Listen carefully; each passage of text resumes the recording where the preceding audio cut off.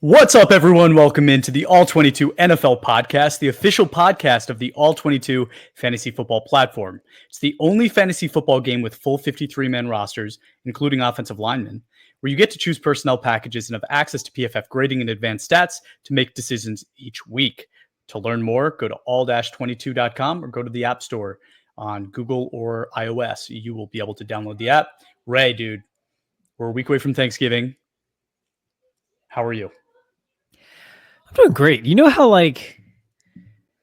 there's those people that live like out in the woods, like they don't have a mortgage, they don't have bills. And I'm not talking about like people that like worked really hard to like pay off their mortgage and all their bills and now just get to enjoy those Like a fruits of that nomad. labor. Yeah, like a nomad, a monk, whatever, right? They're in tune with nature. They philosophize all day. They're just very, very stress-free, right? They're like kind of in tune with everything that's going on with basically everything, right? That's how I feel when I get to like just watch draft prospects and just focus on the draft. Like, is your team doing poorly? Good. Now you can focus on the draft and you can focus on that eternal hope and optimism that they'll turn things around. They'll make good choices in April and you have something to look forward to that, brighter days are ahead. That's how I feel when we get to sit down. And even if it's just a segment, say, we're going to talk some draft prospects today. I love it. Nomads and monks choose to live in that environment, right? But a Dallas Cowboy fan is more of like the crazy bum that did not choose this lifestyle and is just nuts out there in the wild. That's you right now. You're not a nomad. You're not a monk. You're a bum. Yeah, no, total bums. That's great. Call a segment of our listening base bums. That's great. Just you. No, just me. I'm the only one. Yeah, you're the only one. You're the only Cowboy fan I think that listens to the show. If you disagree, leave us a comment and tell us that you're a Cowboy fan, and we'll have a conversation about a very that. negative comment. I was told to start this podcast by saying, give us a follow on Twitter if you don't already at all22_PFF. You could do it on Twitter, Instagram, Facebook, TikTok. Also, like and share, right? Like and share this podcast wherever you're watching or listening to it. Because at the end, it might be too late, right? You might have things to do. But right now, I got you. You're stuck. You're listening to us talk. Give it that like, subscribe, do what you got to do. Ray, Thanksgiving's next week, and we haven't put together a Turkey Bowl game yet. Are we playing? Oh yeah, we're gonna play. It's same place I typically go to. Same time.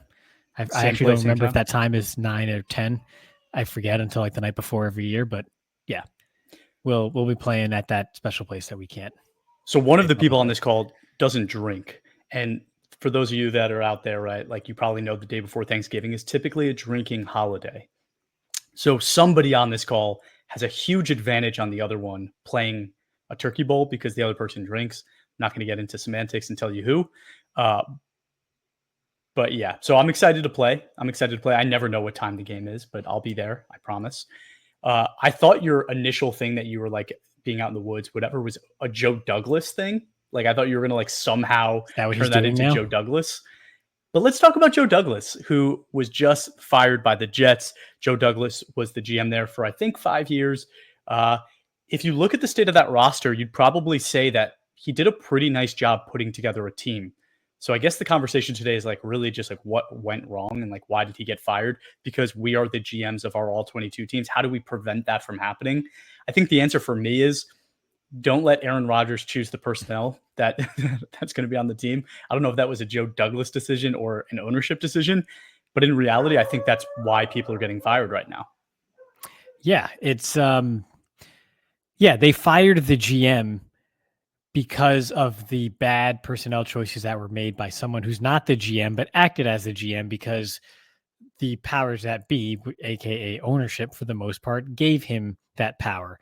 So that, the lesson there is, I guess, don't like hire someone to be your owner in all 22 and then delegate your powers over to somebody else who wants to play with their buddies, because Cam Hayward is one thing as far as like just being a phenom, Calais Campbell, another at, the ripe 35, 36 plus year old, stage of their careers. But football is a young man's game. 33-year-old legs don't really work well in football. So, stomping your feet for Randall Cobb probably isn't going to work out very well, right? That's not going to turn around your receiving core. It's just not. And so you can't, it's a young man's game. It's, you're talking about turkey bowls and everything coming up with the holiday and everything. It's kind of like football. Sometimes when you just get down to the brass tacks of it, and we're going to talk some draft this afternoon, which I can't wait for. It's almost like just picking your team, from a group of guys in the parking lot, right? You just young, fit, athletic types. If you just get more of those than the other team, you're going to be at a physical advantage. It's not everything, but it's a big part.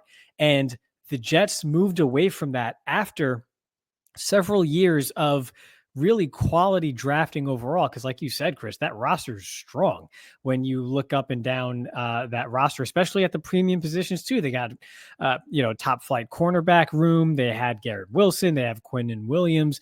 They have, first round defensive ends there and edge rushers who, are effective. They're not elite or all world, but they're very effective overall. And when you couple that with a solid linebacking room, fantastic interior defensive line pressure, you have a very good defense. You have a decent enough offensive line. You have great weapons like Garrett Wilson, Breece Hall. Now you have Devontae Adams, who's come in recently, and you have a quarterback who's still, a quality, capable player. Just doesn't work because you kind of football's a game in the margins, and when you eliminate all your margins because you kowtow, I don't know even how you pronounce that really, but whatever. When you defer to a player to be a GM and decision maker, and he brings in his buddies that can't play and couldn't get the job done at their previous stop, it's not going to work in yours. It's not a culture fit. It doesn't mix right. And that's what happened in New York. And that's why, despite a seemingly top, 8-10 roster in the NFL at worst, they're well beyond 500 and their season's already over. It's unbelievable what they've done with this team, right? Like, you fired the GM who put together a great team. You fire the head coach who is a defensive-minded head coach, had a top defense in the NFL every year that he was there. And you keep the offensive coordinator that is bringing this team to a crashing halt, right? Like, it's atrocious what that offense has become because of Nathaniel Hackett. So obviously the owner is listening to the quarterback telling him that he's going to leave if they fire the offensive coordinator, I'm assuming, because it doesn't make sense otherwise. Like, none of it makes sense. And I wonder if there is some other reason why, like maybe Rodgers has some dirt on some people, like who knows, but like, just got there. Weird. What dirt could he have on people? Isn't it weird? I think, what's interesting is that Rodgers was 100% correct on Mike McCarthy. He spent several years and he's like, I can't take it anymore. This guy he's not fit for this NFL. And they got rid of Mike McCarthy.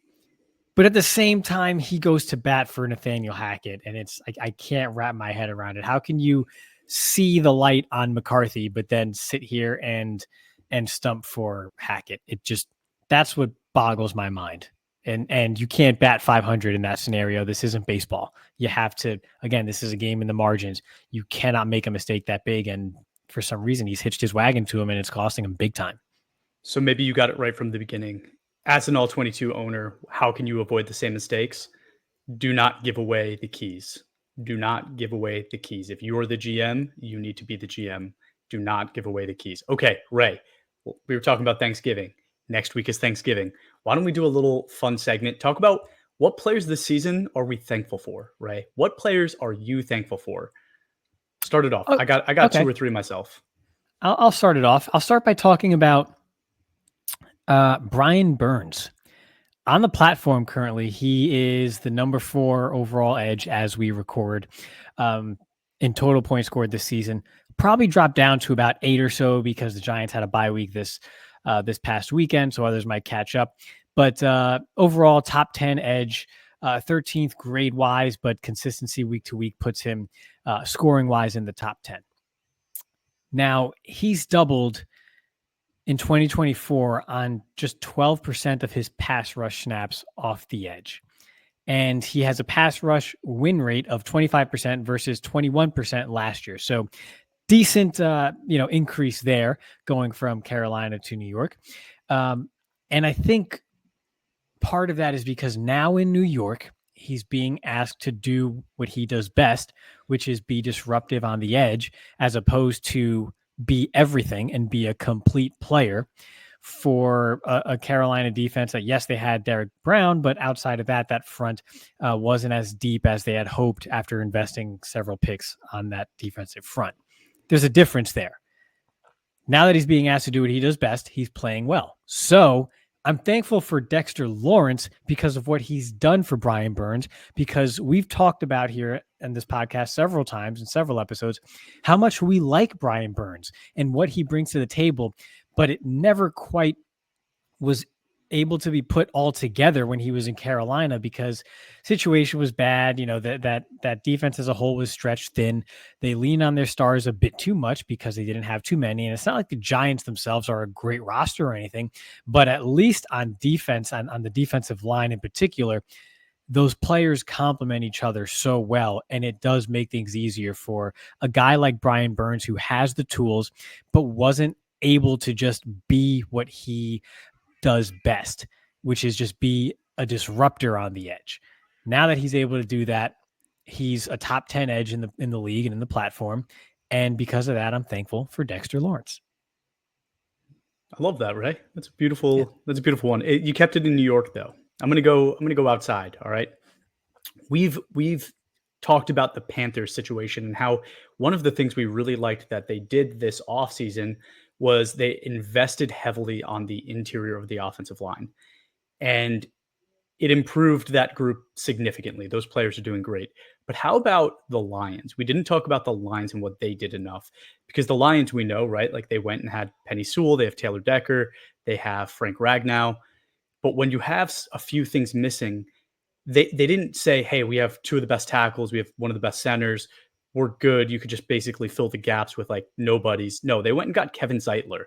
Kevin Zeitler, 34 years old, coming from Baltimore, first year in Detroit this year, is having the best year of his career. Again, 34 years old. So far, he has 6 weeks with over a 77 grade, 2 of those 6 over 90, 87.8 season grade, 7th amongst all offensive linemen, 2nd amongst guards. Kevin Zeitler, Ray. This is what I'm talking about when you're doing team building, right? Offensive line has to be the priority. When you have great tackles, that's not enough. Like I know other people disagree. They say, you just need to get back to average on the offensive line. I don't think that's the case. I think you need a great offensive line to be great in the NFL today. Kevin Zeitler, he might be an average style guard typically, but when you put him in a situation with the best tackle center group in the NFL, he becomes outstanding, right? And that's how you become one of the best teams in the NFL, in my opinion. So I am very thankful for Kevin Zeitler and the way the Detroit Lions, they put their team together. Yeah, that's a good one. That's someone, he's not a centerpiece. You can't build around him, but you insert him in there and what's the word? Synergy? Yeah. Synergy. Lions do a good job of that. So that's a good one. I agree. Who else you got? Here's a name. I think we mentioned him once early on in the season or just before the season started. And he's not the player that comes to mind when you talk about this team, but Christian Benford, the cornerback for the Bills, third-year player who's currently the 12th highest graded corner on the platform overall, grading as the 14th best in pure coverage. And you look at him, third-year player, 6'1", 208 pounds, just kind of solid all-around build. He kind of checks all the boxes physically. He's 5th in snaps per target of all cornerbacks in the NFL at 10.3. So for every 10.3 snaps in coverage, he's targeted once. So he doesn't get picked on very often. He's also the 14th allows the 14th lowest opposing passer rating when targeted at 71.5. So again, not super elite, but very solid all around, has a steady run defense grade throughout the season as well, right around 65. So he's holding steady there. And this is at a position where, again, it fluctuates week to week, season to season. Even the top players have enough down weeks to just give you enough of a headache that you're never quite able to sleep comfortably at night. While he hasn't been elite, he's been incredibly steady at a position that is craving for steady play. And it's so hard to come by. You look at his player card, it's a lot of the same, greenish shade there, which you want to see from week to week. And he's a young player you can kind of insert in your lineup and feel good about it. So I'm very thankful for Christian Benford for providing me with some stability at a very unstable position once you get beyond the very select few elite players. That's a great one. And I'm sure the Bills feel exactly the same way. We were talking a year and a half, 2 years ago about how that cornerback room was like a legitimate liability and a really scary group going into last year. Benford came up, did incredible. A couple other guys performed really well. They traded for Rasul Douglas. That group came together in a really special way. And Benford now stepping up and being able to be kind of a number one corner for them. Just again, great process. We're talking about teams that do great things with their process, the way they draft players, the way they develop players. It's a difference between some of the other teams we've been talking about. I have a few more, but I'm going to do one more. Kerby Joseph. Okay, Kerby Joseph. I'm staying there, man. I'm staying there, and I'm talking about Detroit. Kerby Joseph in year 3. Just for context, right? 64 PFF grade as a rookie, 56.5 last year, 91.3 this year. Okay. He's only had one grade under a 68 this year. He's had 5 weeks over an 80 grade. And of those 5 weeks over 80, 4 of them came in the last 7 weeks. So very recently, he's been unstoppable, very incredible. He is the 3rd highest grade among all defenders in the All-22 platform in PFF grading. Kerby Joseph is a player that I bet a lot of people out there were thinking, should he stay on my roster, right? It's been 2 years. He hasn't really stepped up. It's not looking great. And then all of a sudden, if you're one of those teams that said, listen, I trust Detroit. I trust they're going to figure it out. I'm keeping Kerby Joseph for one more year to see if he can finally put the pieces together. And year 3 is typically when that happens, right? You should give players 3 years before you drop them. Kerby Joseph just exploding onto the scene. And I'll tell you what, I've had nothing but problems at safety this year in the All-22 platform. I've been struggling to field competitive safeties all year. I invested heavily in Javon Holland in a lot of leagues, and that has kind of backfired this year for me. Kerby Joseph, my saving grace in so many leagues. So I'm very thankful for Kerby Joseph. Yeah, I dropped him before the season, so you're welcome for that. Similar to what I did with Jalen Johnson. I am responsible for these breakouts. I have the power. I do want to talk about one more player. And if you've seen our socials the last couple of weeks, you've probably noticed it or picked up on it. But Zack Baun, the linebacker, currently the 3rd overall graded linebacker in the league, 86.4 so far this season. 2nd highest in coverage grade at 91.1, 27 years old. He's really only had one bad game of note this entire season versus Atlanta in week 2. Then he had 2 games in that 60s range, which is fine if you want to hold steady at linebacker, which is tough to predict. 270s grade, which is very good for a linebacker. 180 plus versus New Orleans, and then 3 90 plus graded games all within the last 4 weeks. We talk about this all the time, how linebackers are just a nightmare to find and to trust. And you typically have to just platoon them based on matchups week to week. But Zack Baun this season has made himself an every down player.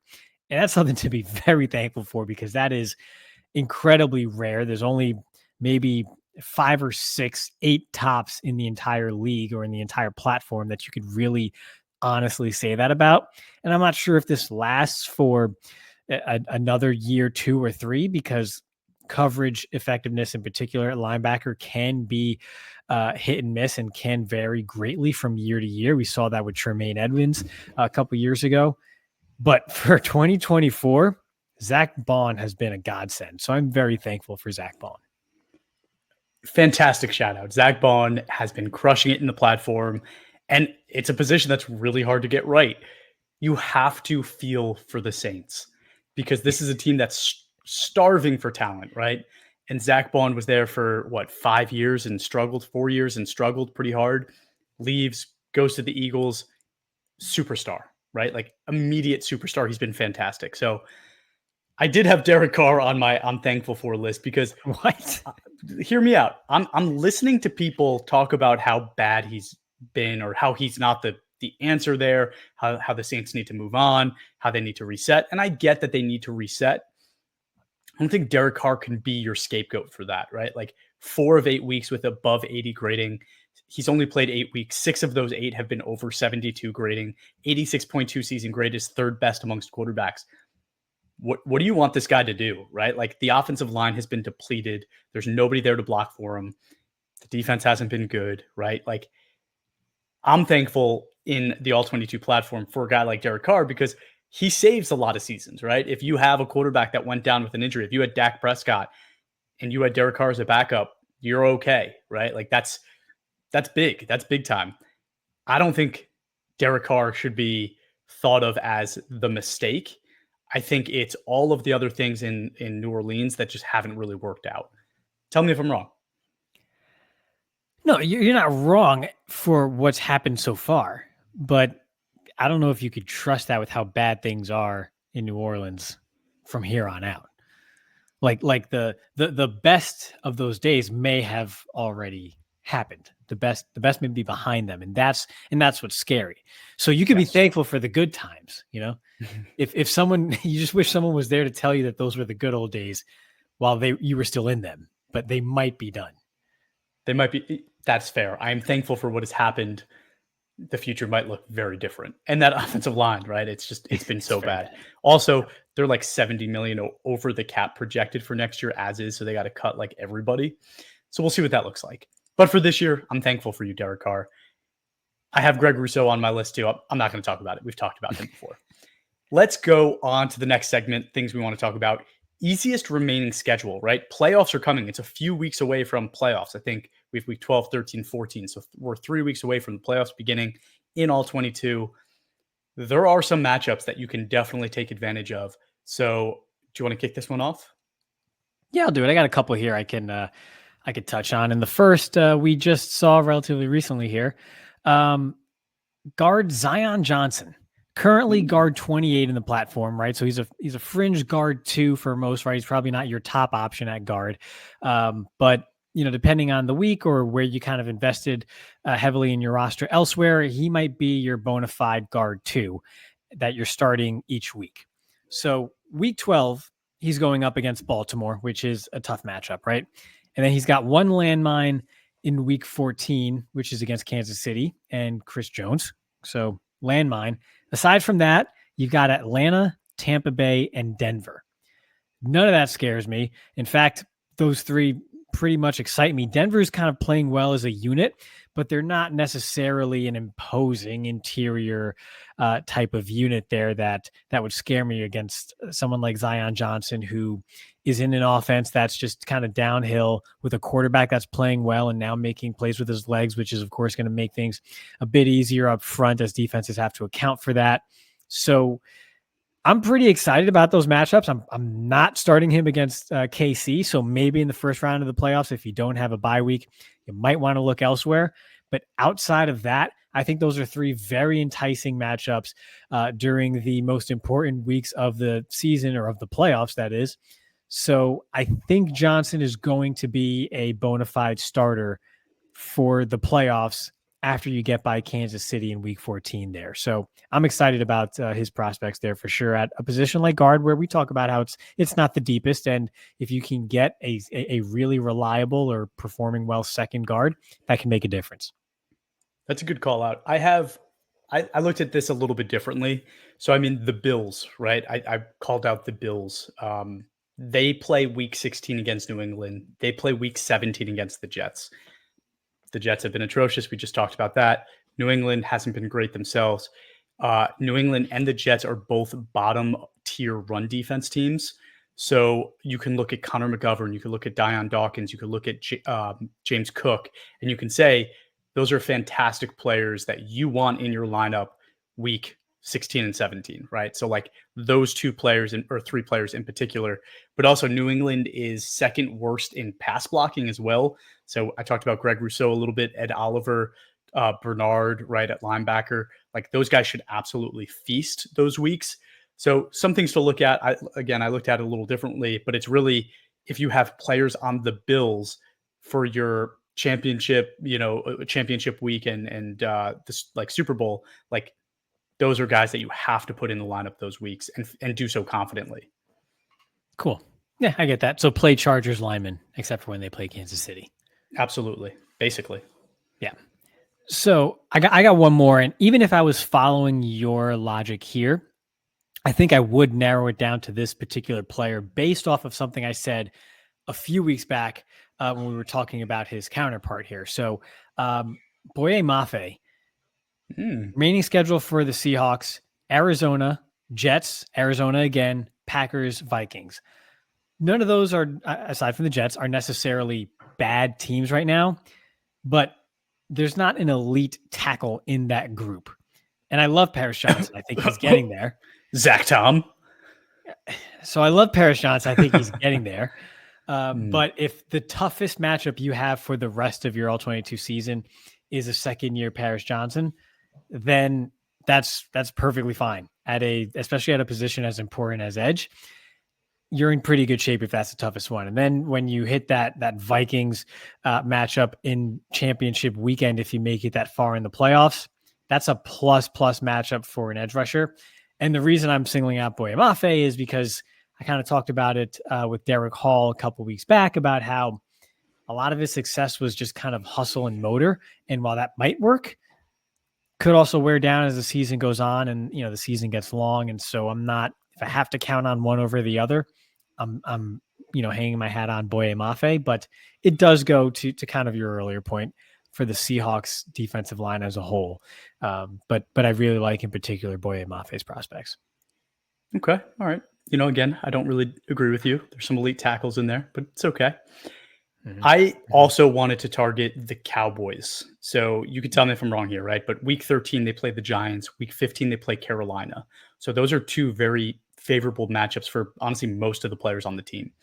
Giants and Carolina are both bottom tier passing and receiving teams. Maybe not with Tommy DeVito coming in, but with Danny Dimes. Oh yeah, totally. So I think that you can probably start Trevon Diggs confidently. There's a chance that if you're again short on safety, because we know how safety has been difficult, Malik Hooker might be an option in those games. And then Carolina being a bottom tier run defense, Tyler Smith, Zach Martin, Cooper Beatty, you probably can start those guys with confidence too. So definitely some favorable matchups week 13, 15 for the Cowboys against Giants, Carolina.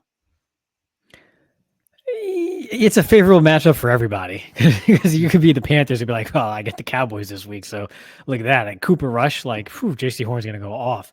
But there's going to be a lot of draft selection stakes up for grabs in that one. But I think in particular in the passing game, when you look at those matchups, really the only player you have to fear, or there's two, right? Depending on which side you're looking at. Obviously, when you're up against the Cowboys, CeeDee Lamb presents a mismatch for you.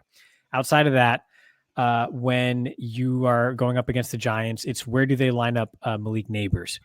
Because I don't anticipate Diggs would shadow him per se, especially if they have Deron Bland back from his foot injury. It's kind of been week to week. We'll kind of see how that goes, given the short week leading up to Thanksgiving after their game against Washington this coming week. So a little bit to play out there, as you dive into the details. But outside of that, especially when you just look at the other players that are typically in your lineup, depending on matchups, right? DeMarvion, Overshown. I think you're totally comfortable starting him against either of those guys. Overshown was fantastic the first matchup against New York earlier this season, and I would have no problem starting him against the Panthers either. So yeah, guys like that are typically maybe your linebacker 2, your safety 2 or 3-ish in those two games. For the Cowboys, I think you can bump them up and they are favorable there, but I wouldn't necessarily take that and say, I'll play Terrence Steele this week. I'm not doing that either. So maybe just be on the lookout for how things are looking in Dallas's secondary when they lead up to that Giants game, just to see how things are looking versus Malik Neighbors. Outside of that, I think those two matchups are pretty favorable. Ray, dude, we're here, man. This is the special treat we've been waiting for, and which we've been kind of dying to talk about for like weeks, if not months now. Dane Brugler released his top 50 prospects. So I want to have a conversation about what we think of it, who we would change, that kind of stuff. Just so far, right? We're just entering the season, like you said, starting to watch film on these prospects, starting to gain our own opinions. Let's look at his top 10 first. At number 1, Dane Brugler had Travis Hunter, the hybrid corner receiver from Colorado. We'll talk about it. Will Johnson, number 2, cornerback, Michigan. Number 3, Abdul Carter, edge, Penn State. Number 4, Malachi Stark, safety from Georgia. Number 5, Tatario McMillan, wide receiver, Arizona. Gosh, I love your pronunciations. It's fantastic. That was bad? Let's just say Tet McMillan. It's Tetaroa, I'm pretty sure. But let's just say Tet. Okay. Tet. I thought it was pretty good. Ashton Genty at 6, Boise State running back. Jalen Walker, linebacker, Georgia at 7. Mikel Williams, edge from Georgia at 8. Mason Graham, tackle, defensive tackle, Michigan, 9. Luther Burden III, wide receiver, Missouri at 10. How do you feel initially just looking at that list? It's good for the most part. I'm glad he didn't take the cheese, and that's Dane's good at this, of putting, one of the quarterbacks in there just because they're quarterbacks and you see them at high on these lists, because none of the quarterbacks in this class are top 10 players. Drew, I was going back to school, but I think overall list is good. I think Will Johnson's a touch high. I think Malachi Starks may be a touch high, and I'm still kind of figuring out the Georgia players, both of them, Walker and Williams. I'm not quite sure on them just yet. But as you look down the rest of the list, as some others who didn't quite make the top 10, there's no one that stands out as to who I would bump up into that top 10 list and maybe remove any of these names from it. Now, there's still lots of studying to be done, names to declare, that sort of thing.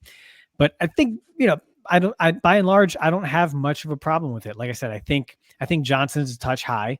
I think there is a gap between he and Hunter, even if you just strictly look at Hunter as a corner. I think overall, the upside there with Hunter as a corner is better than that of Will Johnson. I think he's more comfortable. I think Will Johnson can grab quite a bit, won't be able to get away with that in the pros. He does not look as comfortable when he's out of phase. We saw that against Marvin Harrison Jr. last year. I get more of a comfortable feeling when watching Hunter play in defensive back than I do Will Johnson, but Will Johnson's still a phenomenal player. Abdul Carter's absolute menace. He's my 87% Micah Parsons, just down the list. Everything Micah Parsons does, Abdul Carter's like 87% of that right now.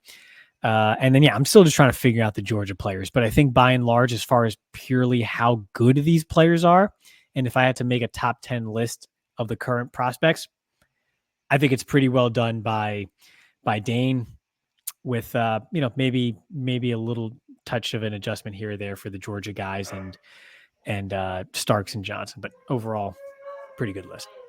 There are a few guys missing that I'm not saying should have been in the top 10, but guys I just wanted to mention where they landed in that top 50. So Will Campbell, the tackle out of LSU, ended up at 11, so right outside of that top 10.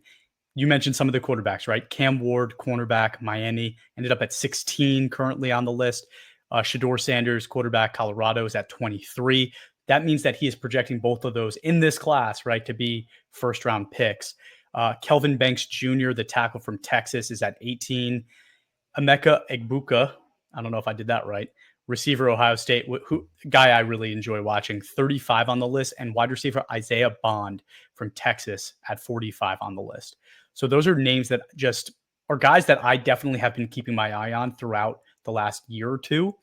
So interesting to see where they landed on his list. Again, I kind of agree with you. I'm not saying they should have necessarily been higher on the list, but just noteworthy to see where they landed. So with that, Ray, who are you saying so far out of this group, out of the people on this list, who are the guys that in your eyes so far would you consider elite players, right? We talk about that. Quarterbacks always get picked early, right? So like quarterback might go 1, 2, 3, doesn't mean they're elite. And there might be elite guys after them. We saw that in the Jamar Chase, Penny Sewell draft, right? Those guys, Sewell went 7 after some quarterbacks like Trey Lance.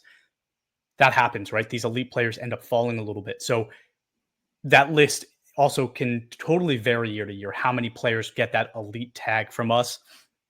Some years like that, again, that Jamar Chase draft, there might have been 7 guys with that elite tag. Where are we this year? How many guys for you have that tag so far? It's tough. There's still work to be done, but I think for sure it's Hunter. I'll give Johnson the elite tag. I think he's like the lower end of elite, but I mean that's elite. If you're on the lower end of elite, you're still elite. So I'll say Hunter, Johnson, Abdul Carter for sure. To me, Ted McMillan is elite. It's early. This isn't final, but I think I'd have him above Odunze from last year's class. So what's that? That's 4 names. I think Genty for sure elite. Yes, he's a running back, but Genty to me is elite. I think those are the 5 no-brainers. I could sit here and make a case that, when you look at a tight end, someone like a Tyler Warren is elite, but I'm not quite sure just yet if I'd put him that high up. Between he and Loveland, I do think Warren is the better player, but Loveland's also a little bit younger, I think. I think that's it. I think those are the 5 bona fide elite players. I think there's still plenty of great players. Those are the elites. I wouldn't put any of the Georgia guys as elites. I like Mason Graham a ton. I like Kenneth Grant a ton. I'm not sure they're elite. So for me, I think those are the 5 bona fide guys there. Hunter, Johnson, Abdul Carter, Tet McMillan, Ashton Genty. And I am just going to shout out, I think Dane had somewhere in the 40s, Omarion Hampton, the running back from UNC. I don't have a problem with Genty at 6. I do have a problem with Hampton at 40. I think he should be much higher than that. Probably closer to the teens or 20s if I see some of these names. But yeah, I think it's just 5 elite players right now. Okay. So I didn't have Johnson on my initial elite list. So we differ there. And I did have Mason Graham. So again, it's early, but I had Hunter, McMillan, Genty, and Graham as my 4 guys with the current elite tag. That's, that could definitely change. Again, if I go watch the Will Johnson, if I go watch more tape on him, there's a chance to come out of it saying, no, he deserves to be in there. I think what I initially observed is just his frame didn't come off as an elite frame to me, which isn't always a deal breaker, right? I had Sauce Gardner as my cornerback 1 for a long time. If not, he might still be there on that list. And he does not, in my mind, have like an elite frame for corner. Will Johnson seems a little small for me. I like typically to have a little bit more weight on my corner group. So that's, that could change again. But Mason Graham, he just seems like that all around defensive tackle that so many teams need. And again, being a 320-pound defensive interior, a guy that can play multiple positions on the defensive interior is special. I think he's got great hand fighting skills, great movement for his size again. Is he elite? I think it's close. I'm putting him in there for now. I don't know if he'll end up there, but that's kind of where I am. So I have 4 so far. My thing with Graham is, and maybe it's because he kind of carries the weight really well. I'm not sure, but I don't see that super imposing. Like if I'm looking at an elite defensive tackle, the first name that comes to mind when I see elite defensive tackle is Ndamukong Suh. And like, if you recall Suh from Nebraska, it was just this imposing, just figure on the line there. If someone walked into the room while the game was on and they had no idea about anything about football or college football or the draft, and they just saw the TV, they could pick out like, okay, who's the alpha right now? You see in Ndamukong Suh, even when they're all in their stance, like he just kind of stands out that way. And Graham just doesn't seem to be that type of imposing figure, but he's a really good player. And I think that's what kind of kept him out of the elite tier for me. I'm going to do the tired, I don't know if it's a trope, what you call it, the cliche, like, but like, what do you like, or where do you like Travis Hunter more, receiver or corner? If you had to pick one, if you're on the clock, where do you think he should play in the pros? Not where he will, because you get money involved in all that stuff, and he's probably going to play a little bit of both regardless. But where do you think his best spot truly is? I think he's a better corner than he is a receiver. I think he plays receiver if it's up to him because he'll make way more money. Okay. So I kind of had him as, for corner, I wrote down when the ball is in the air, he's Trayvon Diggs, which is pretty much as good as it gets. And then everything else he's just elite at before the ball is in the air. His stop-start is just phenomenal. His ability to turn and run is just incredible, impeccable. There's nothing that I look at movement wise and go, he's a little stiff. He's just none of it. He's not super big either. Part of that is probably because he's playing like 110 snaps a game. You're burning a lot of calories when you do that. You're not going to be able to pack on a lot of body armor to your frame. But I think he's elite before the ball is in the air. And then when the ball is in the air, he's as good as it gets also. I think he checks every box. Whereas at receiver, I think he could be a number one. I think he's more like and this is really good, like Chris Godwin, because you see Chris Godwin's just kind of smooth with it. Balls in the air is just effortless. He gets yards after catch, and it doesn't really seem like he is, but he's just kind of chewing up those yards. Like that's Travis Hunter as a receiver, which is very, very, very good. But you can't find guys like him at corner. You could find guys that are fast, that are quick, that can turn, that move well, but who can do all that and also play the ball better than whoever the receiver is that they're lined up against. It is so there is none. There is none. I think I would have to go back to Jalen Ramsey to find a better or a comparable corner prospect. And that was what, 10 years ago at this point, 8-9 years ago. So I agree with you there. I think corner's the best spot, and that's where he provides the most value. And I hope we get to see it. I would love to see a full-time Travis Hunter at corner. That would just be such a treasure. Give him 12 snaps on offense and have him return punts. That's cool. But I want to see him on defense. It's really hard for me to like picture him at receiver full-time. I don't know if I know what he would be. So I don't know if it's necessarily fair for me to answer that question like I did. Like, I think I've seen him at corner and I can envision it, but receiver is different because it's like you said, like he's not massive. He's not super imposing physical, but his movement skills are elite, like a Chris Godwin. I think he has bigger, big play potential, and Godwin is good with the big plays, but I think he's better than that, right? Is he Malik Neighbors good? I don't know, maybe.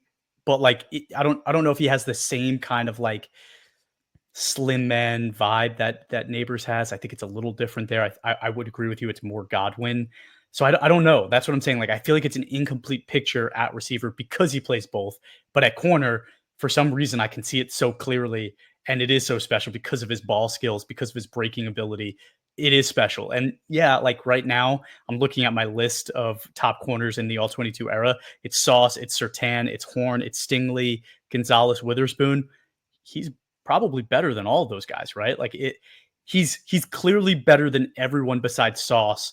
I think he's better than Sauce because of the ball skills. Sauce does not have those ball skills. Yeah. And Sauce, and neither of them are large when we say like in terms of body armor, right? Sauce is obviously tall and really long. So in that sense, he's got a plus frame because of his length, but frame wise, he's not super big and imposing in that way. And so, yeah, I think in that sense, when you compare their builds, yes, but like you said, Hunter kind of goes and attacks it better. And I think people who have listened to us before will know that we can be super critical of guys. So when I say this and you have a first-time listener, they might get the wrong impression, but like, I'm going to say it anyway. Travis Hunter, when I do watch him play receiver, I threw out Chris Godwin, but upper tier outcome, if you will, right? You know, the range of outcomes, right? What's the 95th, 99th percentile outcome for Travis Hunter? Best case scenario type of deal. It wouldn't be surprising if at receiver, he's CeeDee Lamb. Because I kind of see that too. I'm like, okay, the build's kind of there. The yards after catch, the ease. I mean, it's CeeDee Lamb is the upper tier outcome for Travis Hunter at receiver. So when I say I think he's better at cornerback than receiver, that just tells you what I think of him at corner. I think he's that darn good. So I think the safe bet at receiver is more like a Godwin-esque type. But if he turns into CeeDee Lamb at receiver, it would not surprise me. Another thing you have to consider when you're watching his tape is you're watching someone who, by the third quarter, he's on his 80th snap, 82nd snap. His the stamina it takes, the legs, it's just different. That is different. He's literally playing twice as many plays as his opponent and still keeping up for the most part. He was completely gassed last year against Alec Iomaner against Stanford, I believe.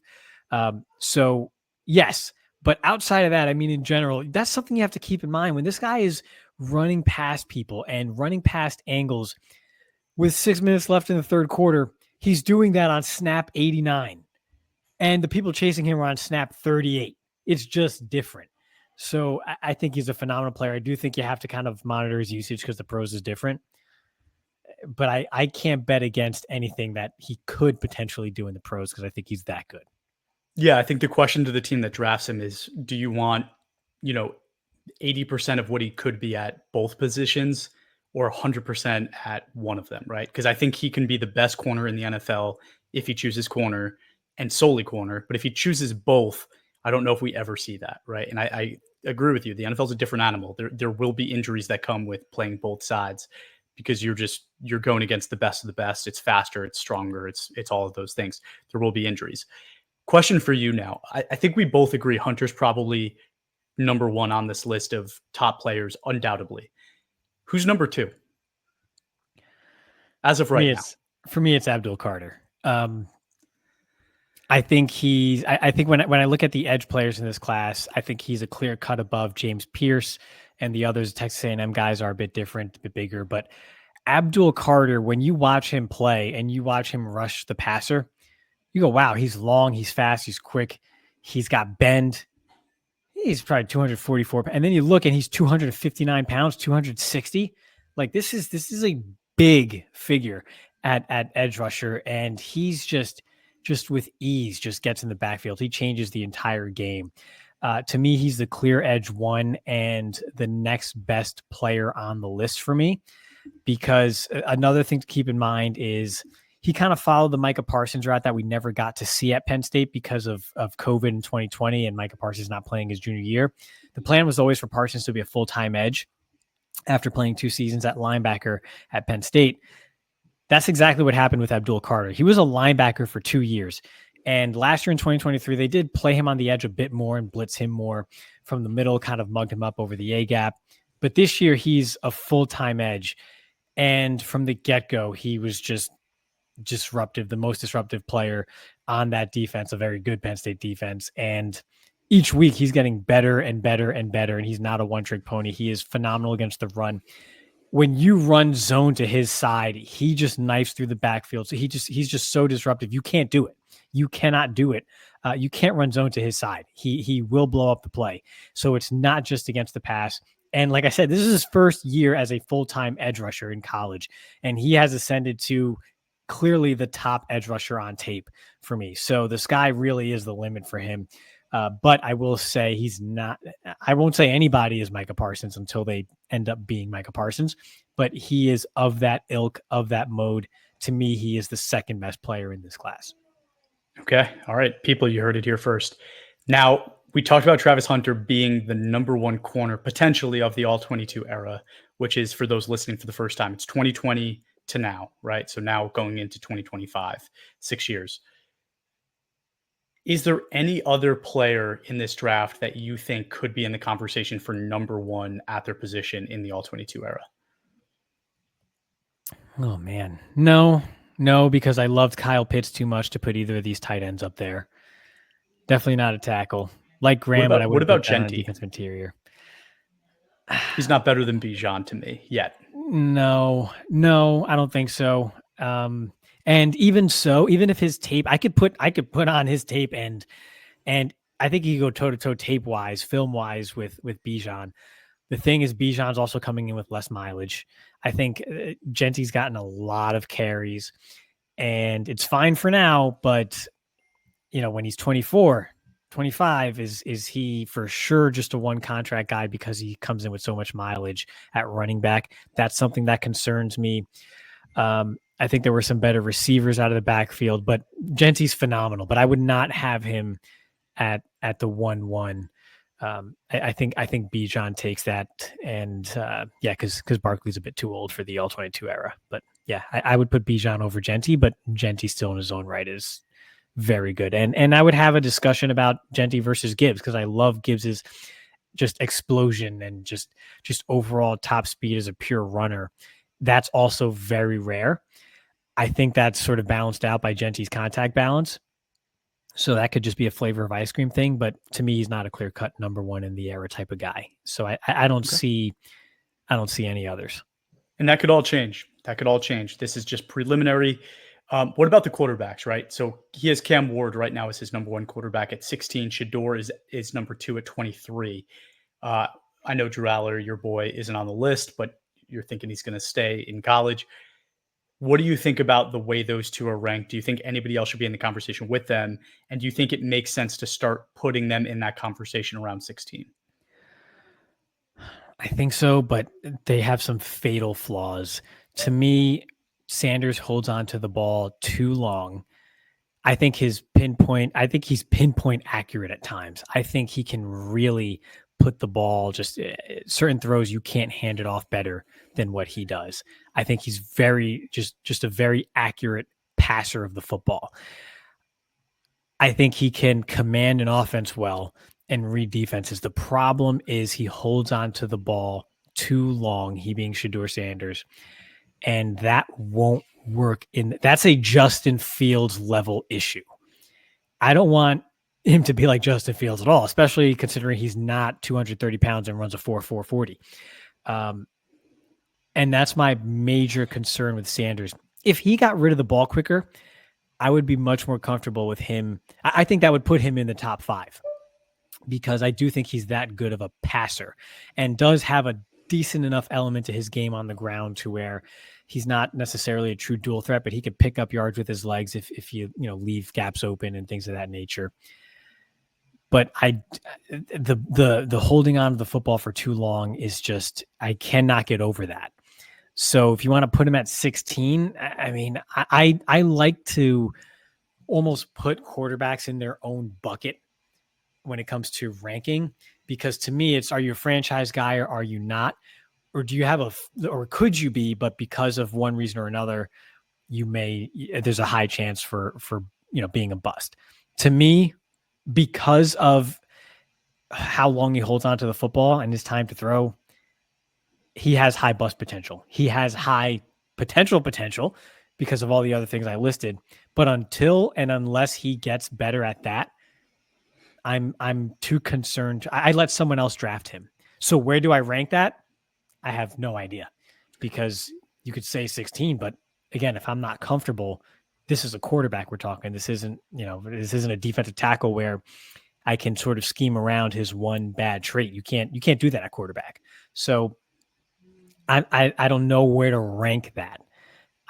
I'm to the point where I let someone else draft him, but I understand his potential and see how he could be a good player. With Cam Ward, there's just one too many bad or poor decisions that are made that you can't excuse away at his age and at his experience level in college at this point.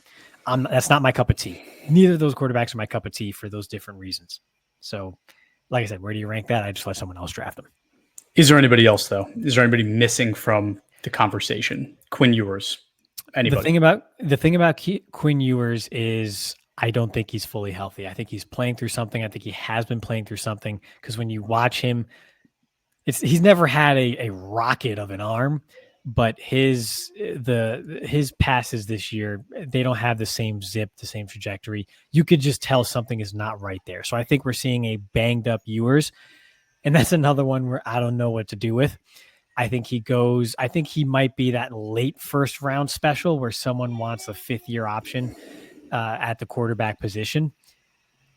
I could see that being the case with him. If it's because of his injury and you have a bit of an incomplete picture, but you kind of like what he sees, because I don't see a fatal flaw with Ewers.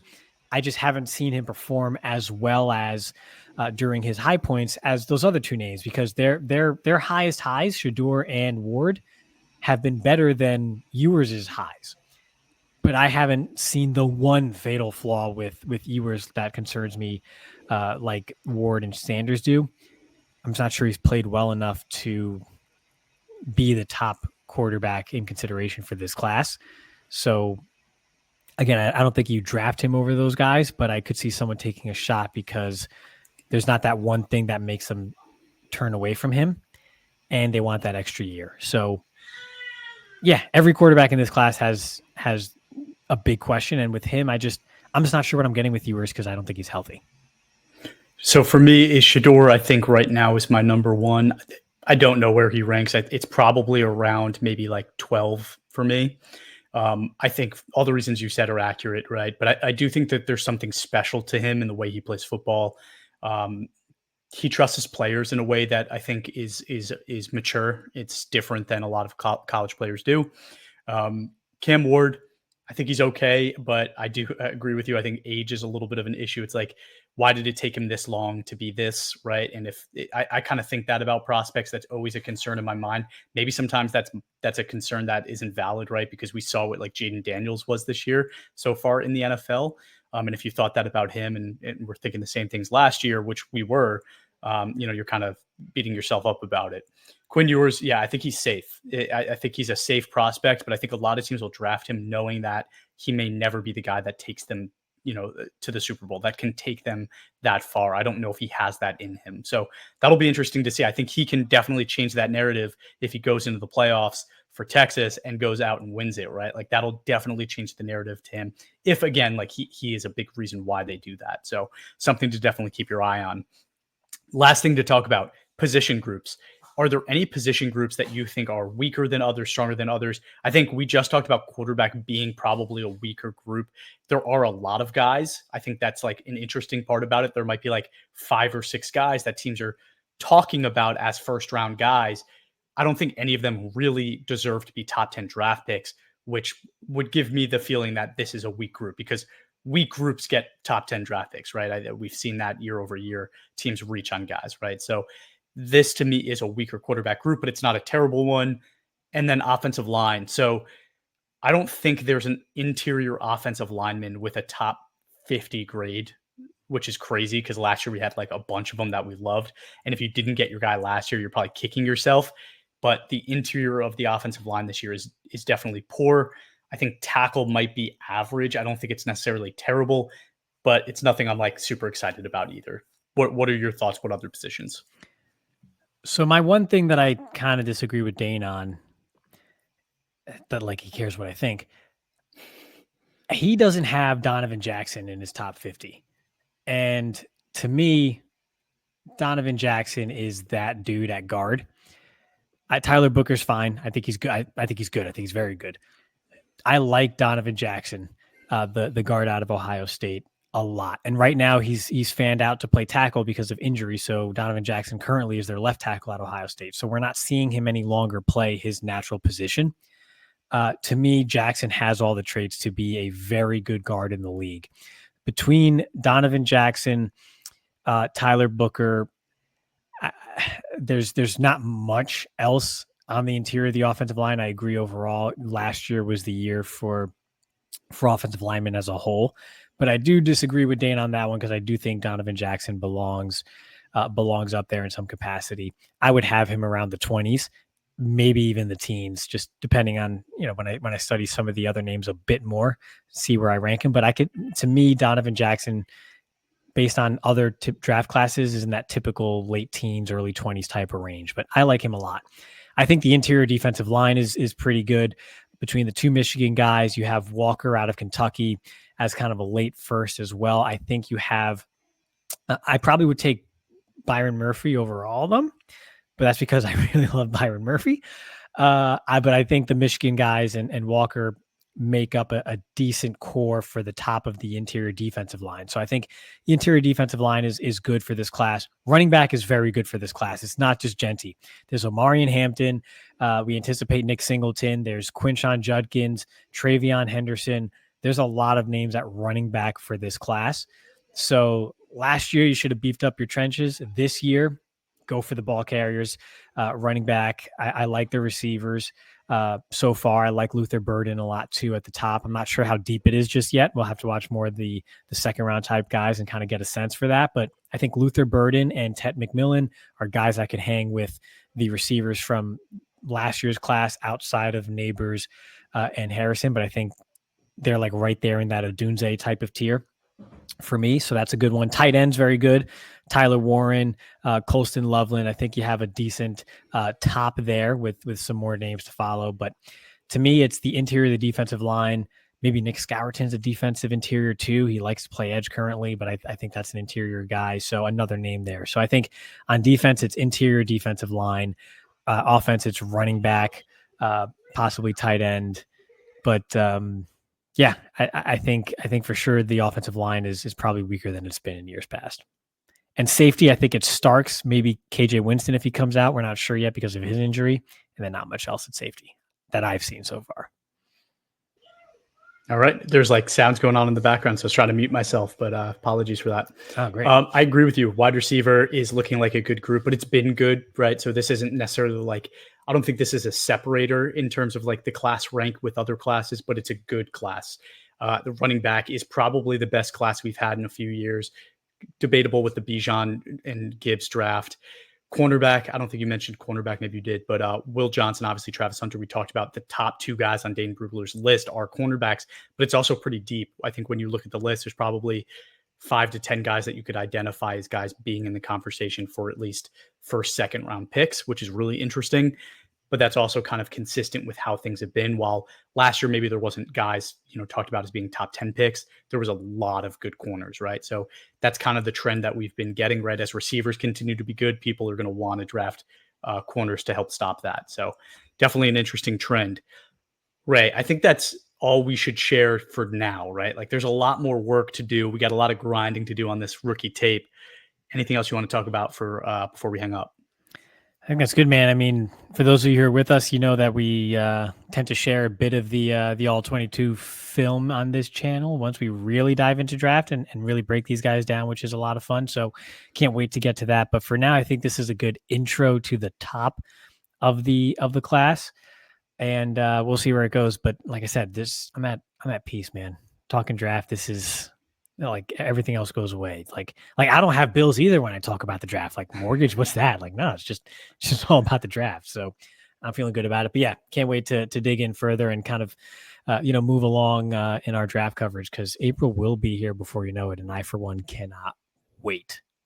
Awesome, man. All right, like I said at the beginning of the podcast, give us a follow: Instagram, Facebook, Twitter, and TikTok at all22_PFF, and give us a review wherever you watch or listen to your podcast. Thanks again for tuning in. Have a great day.